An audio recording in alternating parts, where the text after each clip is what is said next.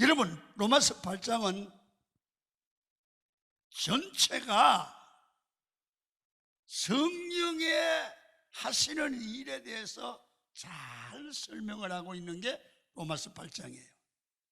여러분, 우리가 예수 믿으면 성령을 받게 되고, 다른 사람은 못 느끼지만 성령 받은 나는 내 안에 성령이 일하시고 성령이 역사하시고 감동하는 걸 느끼게 돼요. 공감하시면 아멘 하십시오. 그러면 성령의 역사하심을 보면 사람이 변화되는데 성령이 우리에게 하는 역사가 조금씩 달라요.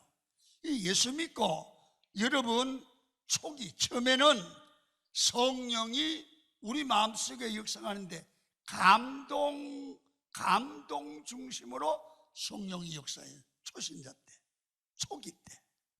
그래서 성령께서 함께 하시면 그냥 눈물을 흘리게 돼요. 감동이 오는 거예요. 그리고요, 또 마음이 뜨겁게 되고 감격하는 일이 많은, 다시 말하면 감동 중심으로 성령이 일하죠. 그러면 신앙이 조금 성장하면 이 성령께서 삶의 말씀을 적용하고 신앙을 적용하도록 우리 하나님이 우리를 도우세요. 그래서 깨닫게 하시고 기도할 때도 성령으로, 섬길 때도 성령으로, 여러분 신앙생활도 성령에 이끌리게 한단 말이에요. 그리고 성령으로 좀 더 깊어지면 이제는 말씀을 순종할 수 있는 능력이 생기게 됩니다. 그리고 결과는 하나님의 축복을 받게 되는 거예요.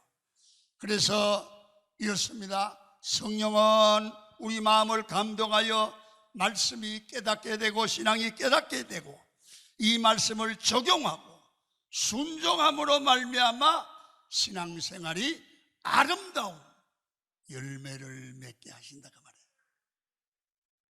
그런데 이런 일들은 내 마음대로 내 힘으로 잘 안 되지만 성령께서 오셔서 내게 힘을 주시고 지혜를 주시면 될 줄 믿습니다. 이걸 잘 알아야 됩니다. 여러분, 그러면 성령께서 나와 함께 하시면 나타나는 열매가 무엇일까? 여러분 눈이 바뀌어 매사를 성령이 내 마음에 오시면 매사를 좋게 보는 것을 느껴요. 성령이 하는 사역 중에 여러분 성령 받은 사람들은 받지 않는 사람들의 차이가 있어요. 매사를 좋게 보는 눈이 있어요. 그래서 성령의 은혜가 임하면, 성령의 은혜를 받으면 보는 눈이 바뀌고 시각이 바뀌는 줄로 믿습니다. 좋게 생각하게 됩니다. 이 사람은 어디를 가든지 사랑받습니다. 여러분, 전에는 삶의 어려움이 오면 피하고 싶고 오해하고 불평이 나왔는데 이것을 좋게 보기를 시작하는 거예요. 사람이 완전히 변한 거예요. 여러분, 좋게 보면 다 해결됩니다. 가정 문제도 해결되고 감사가 나오고 찬양이 나오고 웃음이 나오게 될 줄로 믿습니다. 좋게 보는 눈이 열리기를 축원합니다. 로마서 8장 18절을 한번 읽습니다. 시작. 생각하건대 현재의 고난은 장차 우리에게 나타날 영광과 비교할 수 없도다. 자, 여기 보면 주목해야 될 것은 이 사람은 현재 고난을 크게 당하고 있는 거예요. 이걸 좋게 보고 있는 거야. 야, 이 사람은 현재 당하는 고난을 좋게 보고 있다는 거예요. 여러분 생각해 보세요. 고난이 오는데 어떻게 좋게 봐요? 어떻게? 여러분, 현재 고난이 여러분 없었더라면 허무한 데 굴복하며 살았을 텐데, 고난 때문에 깨달았어. 고난 때문에 한 번 더 생각하고 일을 진행해. 고난 때문에 하나님을 찾게 되었어. 그랬더니 모든 문제가 복으로 변하고 하나님이신 축복의 영광에 동참하게 되는 거예요. 이 현재 고난 때문에 하나님의 축복을 알고 받게 됐다는 거죠. 그럼 미리 보는 거예요. 여러분, 어떤 사람들은 사는 것 자체가 힘들다고 신경질을 내고 짜증을 내는 사람들이 많습니다. 주부들이 여러분 살림하기 힘들고 밥하기 힘들대요. 여러분, 그게 어떻게 힘들어서 어떻게 살아요? 그게 다 아는 건데요. 그걸 힘들게 생각하지 말고 성령 받으면 좋게 보이기를 시작해야 돼요. 학생들이 공부하는 게 좋아야지 힘들면 안 되잖아요. 남자들이 직장 생활하고 사업하는 게 힘들어 못하겠다, 그게 얼마나 불행해요. 그게 즐거움이 돼야죠. 할렐루야. 성령께서 우리 눈을 변화시켜 좋게 보게 만들면 힘든 일도 쉬워지고 복으로 느껴지게 되고, 그때 진정한 행복을 느끼게 될 줄로 믿습니다. 여러분, 그래서 고난도 힘들지 않고 좋게 보이는데 뭐가 힘이 들겠어요? 눈이 바뀌면 죽겠다가 아니라 살만 난다로 바뀌어진다. 그렇게 되시기를 축원합니다. 여러분, 예수 믿는 사람들은 많은 일을 해도 항상 찬양하고 감사하고 힘들지 않게 지치지 않습니다. 왜요? 하는 일들이 좋게 보이는 눈을 가지고 있기 때문에 그래요.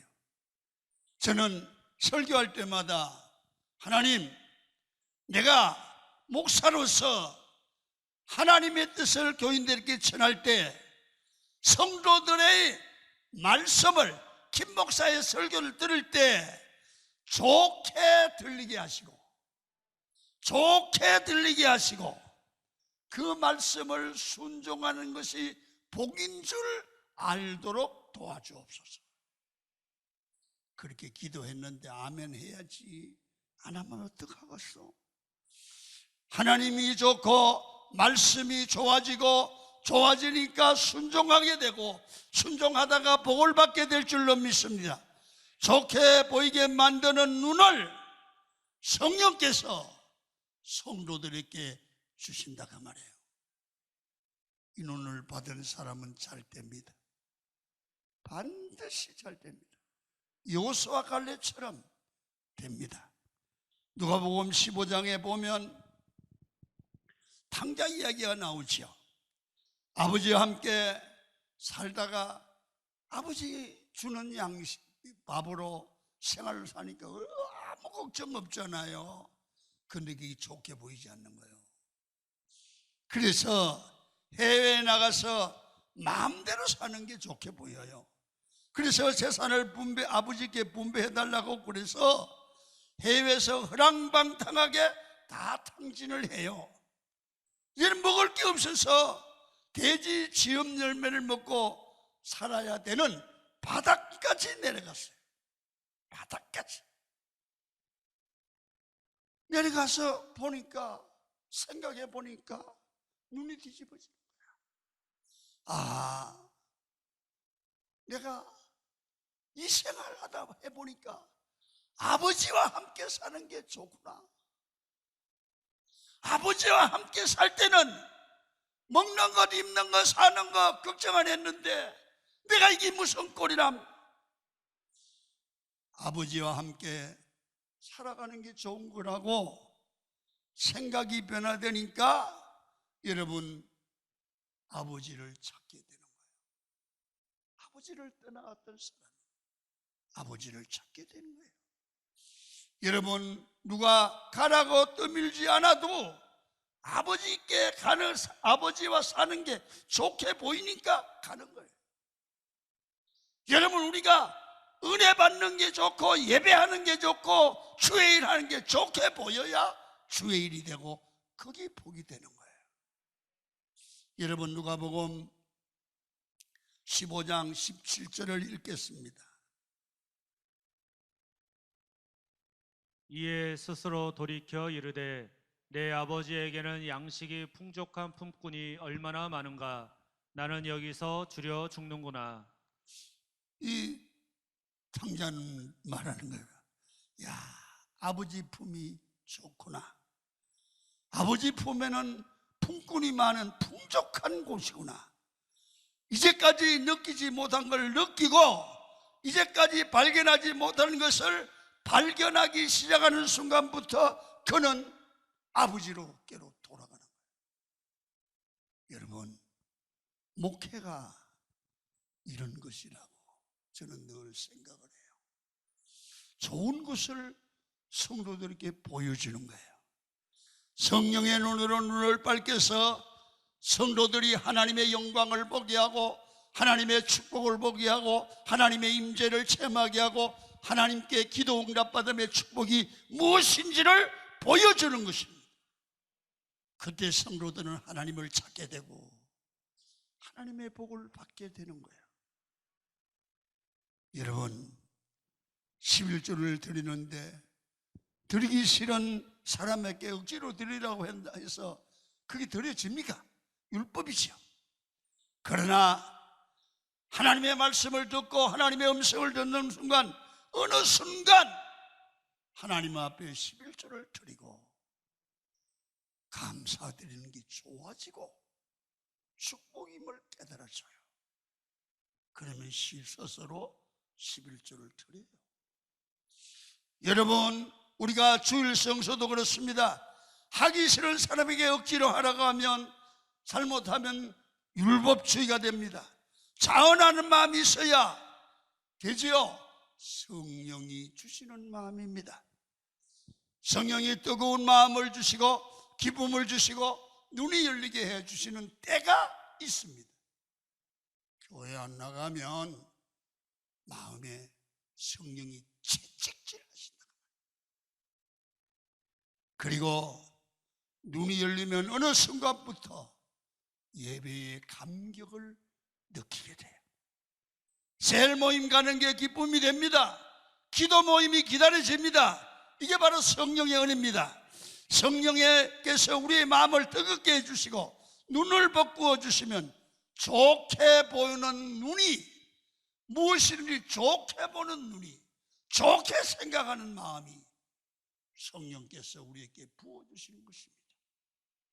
성령께서 함께 하시면 고난도 좋게 보입니다. 시편 119편 71절에 고난당하는 것이 같이 처음 읽습니다. 시작. 고난당하는 것이 내게 유익이라. 아멘. 고난당하는 것이 내게 유익입니다. 왜 이런 고백을 합니까? 여러분, 고난도 좋게 보이는 겁니다. 생각해 보세요. 고난이 지긋지긋하고 엉망이 되어야 되는데 고난을 통해 하나님이 주시는, 우리에게 주시는 유익을 생각하니까 고난이 좋게 보이는 거죠. 여러분, 말씀을 깨달아지면 좋게 보입니다. 성령이 함께 하시면 상상할 수 없는 최악의 상황에서도 어느 순간 성령께서 마음의 눈을 여시면 최악의 순간에 합력하여 선을 이룰 줄 믿고 좋게 보는 겁니다. 여러분, 고난과 어려움을 좋게 보는 것은 성령께서 하시는 일입니다. 자, 또 성경을 한번 보시고 갑니다. 24절입니다. 시작. 우리가 소망으로 구원을 얻었음에 보이는 소망이 아니니 보는 것을 누가 바라리요? 보이지 않는 하나님의 소망에 대한 눈이 열리게 되는 거라고 말입니다.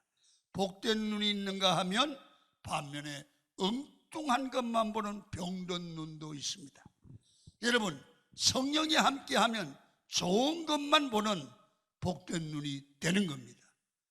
제발 여러분, 인생을 살아가면서 엉뚱한 것만 보고 엉뚱한 생각하는 병든 눈이 없기를 축원합니다. 늘 좋은 것만 보십시오. 좋게 하십시오. 생활의 열매가 맺힙니다. 자, 그러면 두 번째는 성령께서 함께 하시면 좋게 보게 된다. 두 번째는 성령께서 함께 하시면 예배를 드리든지 설교를 들으면 여러분 이상하게 여러분 좋은 소원이 생깁니다. 꿈이 생깁니다. 성령님은 꿈과 비전을 주시는 분입니다. 그래서 설교를 듣고 예배를 듣고 은혜 받으면 마음에 소원이 생겨요. 자, 로마서 8장 26절을 읽습니다. 시작. 이와 같이 성령도 우리의 연약함을 도우시나니 우리는 마땅히 기도할 바를 알지 못하나 오직 성령이 말할 수 없는 탄식으로 우리를 위하여 친히 간구하시느니라. 마음을 살피시는 이가 성령의 생각을 아시나니 이는 성령이 하나님의 뜻대로 성도를 위하여 간구하심이니라. 우리는 뭐가 하나님 앞에 좋은지도 잘 모릅니다. 우리가 마땅히 기도할 바를 알지 못하는 경우가 있는데 성령께서는 우리를 아시고 말할 수 없는 탄식으로 우리를 위해서 중보 기도해 주신다는 거예요. 성령께서 우리 속에서 필요한 꿈과 비전을 품게 해주시고 성령이 함께 하시면 새로운 소원이, 새로운 소망이 생깁니다. 그래서 성령의 능력을 맛보지 못한 사람들은 밤낮 뭘 먹을까, 뭘 입을까, 뭘 마실까 고민을 하는데 하나님의 사람들은 그런 게 꿈이 아닙니다. 성령이 함께 하시면 영적인 꿈을 꾸고 말하는 내용이 달라집니다. 이 사람은 어떻게 주의 일을 감당할까? 어떻게 선교에 대한 일을 감당할까? 어떻게 복음을 전해서 사람을 살릴까? 어떻게 해서 쇠를 부흥시키고 하나님의 기쁨을 위해서 살아갈까? 복받는 꿈을 하나님을 기쁘시게 하는 생각을 하게 될 줄로 믿습니다. 그래서 성령의 사람들은 우리 마음속에 성령이 아주 정말 귀한 하나님의 기뻐하시는 소원을 일으켜요. 자, 성경을 봅니다. 빌립보 2장 13절입니다. 시작. 너희 안에서 행하시는 이는 하나님이시니 자기의 기쁘신 뜻을 위하여 너희에게 소원을 두고 행하게 하시나니. 성령께서 꿈과 비전을 주신과 동시에 소원을 주신다는 거죠. 자, 사도행전 2장 17절을 또 보고 넘어갑니다. 시작. 하나님이 말씀하시기를 말세에 내가 내 영을 모든 육체에 부어주리니 너희의 자녀들은 예언할 것이요 너희의 젊은이들은 환상을 보고 너희의 늙은이들은 꿈을 꾸리라. 아멘. 성령이 오시면 나타나는 현상이 우리 마음에 소원이 일어나요. 나는 이런 사람이 돼야 되겠다. 이렇게 예수 믿어야 되겠다. 이렇게 살다가 하나님 앞에 가야 되겠다. 그런 소원이 일어나요. 여러분,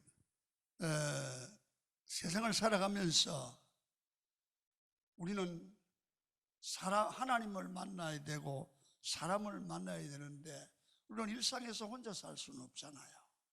좋은 친구를 만나게 됩니다.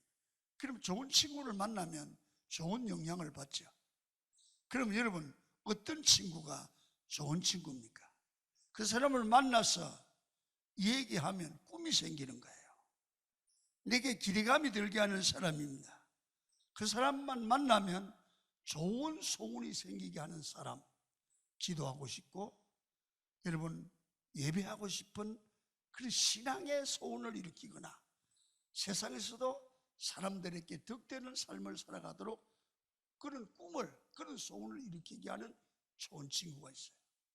자, 그러면 어떤 교회가 좋은 교회입니까? 그 교회 가서 예배를 드리면 꿈이 살아나고 소원이 살아납니다. 영혼에 대한 열정과 사랑이 솟아나고 좌절된 꿈이 살아나는 거죠. 이 좋은 교회예요. 어떤 설교가 좋은 설교입니까?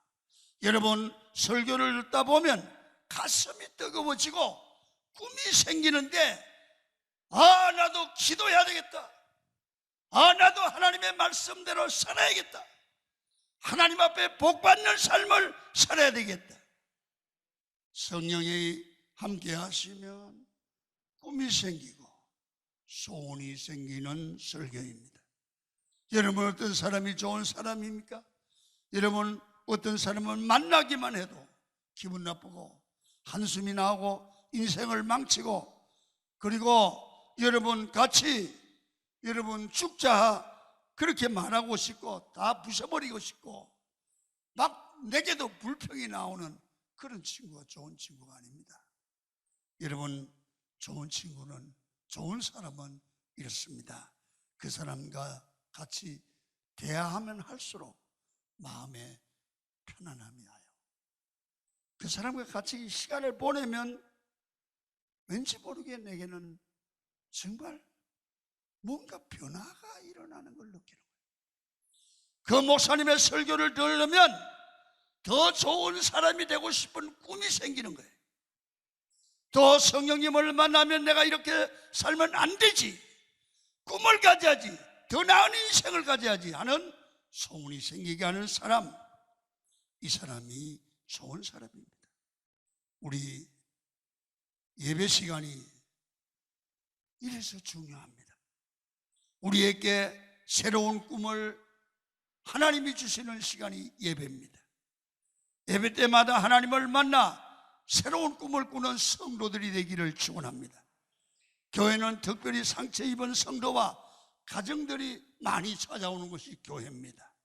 어떤 분은 교회 상처 입고 왔다가 예배를 통해서 상처가 치유받았다고 하는 분이 있습니다. 어떤 분은 절망 가운데 찾아왔다가 소망이 생겼다는 겁니다. 어떤 분들은 우리 가정을 내가 다시 회복시켜야 되겠다고 결심을 하게 되었다는 겁니다. 어떤 우울증 환자는 이제는 나도 건강해야 되겠다는 꿈이 예배드리고 생겼다는 거예요. 예배를 통해서 설교를 들으면서 나도 일어날 수 있다, 나도 승리할 수 있다, 나는 하나님의 도움으로 새 출발할 수 있다, 이렇게 새로운 희망과 꿈을 얻는 여러분의 예배 생활이 되기를 축원합니다. 성령이 함께하면 마지막으로 평안이 임하게 됩니다. 여러분, 26절 28절 보겠습니다. 시작. 우리가 알거니와 하나님을 사랑하는 자 곧 그의 뜻대로 부르심을 입은 자들에게는 모든 것이 합력하여 선을 이루느니라. 성도는 잘 들으세요. 중간 과정이 아무리 어려워도 최종 승리가 있는 줄 믿습니다. 합력하여 선을 이루기 때문입니다. 이 확신이 있으니까 마음이 편안할 수밖에요. 여러분, 늘 마음이 낙심되고 두려워하는 이유가 무엇입니까? 믿음이 없어서 최종 승리를 믿지 못해서 그렇습니다. 합력하여 선을 이루는 믿음을 가진 자는 지금이 아무리 어려워도 절대 두려워하지 않습니다. 이 합력하여 선을 이룰 줄 믿고 최종 승리를 믿기 때문입니다. 지금 어려워도 최종 승리할 줄 믿으시기를 축원합니다. 그리고 하나님께 구하면 됩니다. 여러분, 하나님 앞에 나와서 예배하고 섬길 때 우리에게는 소원이 생겨야 돼요. 좋은 소원. 그리고 주의 주시는 마음의 평강이 넘치기를 바랍니다. 이렇게 좋게 보이는 눈이 열리면 무슨 일을 하든지 그 열매가 아름답게 될 줄 믿습니다.